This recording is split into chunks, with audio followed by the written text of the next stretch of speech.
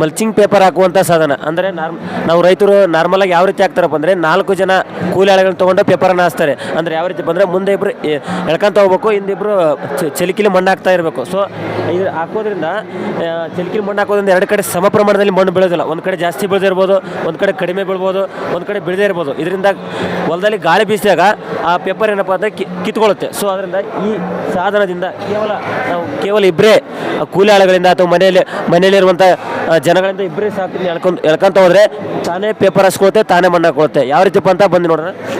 ನೋಡಿ, ಇದು ಮುಂದೆ ಈ ರೀತಿ ಎಳ್ಕೊಂತ ಹೋದಂಗಲ್ಲ ಇಲ್ಲಿರುವಂಥ ಮಲ್ಚಿಂಗ್ ಪೇಪರು ರೋಲ್ ಆಗಿ ಬೆಡ್ ಮೇಲೆ ತಾನೇ ಬೀಳುತ್ತೆ. ಈ ಬಿದ್ದಂಗಲ್ಲ ಈ ಗಾಲಿ ಈ ಪೇಪರ್ ಮೇಲೆ ಬಂದು ಈ ರೀತಿ ಪಿಟ್ಟಾಗುತ್ತೆ. ಈ ಪಿಟ್ಟಾದ ತಕ್ಷಣ ಈ ಡಿಸ್ಕ್ ಟೈಪ್ ಅಂಚು ಟೈಪ್ ಅದಾವಲ್ಲ, ಇವು ಎರಡು ಕಡೆ ಸಮ ಪ್ರಮಾಣದಲ್ಲಿ ಮಣ್ಣು ಹಾಕ್ತವೆ. ಸಮ ಪ್ರಮಾಣದಲ್ಲಿ ಮಣ್ಣು ಹಾಕೋದ್ರಿಂದ ಆ ಪೇಪರ್ ಗಟ್ಟಿಯಾಗಿ ಕುಂತ್ಕೊಳ್ಳುತ್ತೆ. ಇದರಿಂದ ನಾವು ನೋಡಿ ನಾರ್ಮಲ್ ಆಗಿ ನಾವು 1 ಎಕರೆಗೆ ಹಾಕ್ಬೇಕಂದ್ರೆ 4 ಜನ ಲೇಬರ್ ತೊಗೊಂಡು ಹಾಕ್ಬೇಕಂದ್ರೆ 1 ಎಕರೆಗೆ 2.5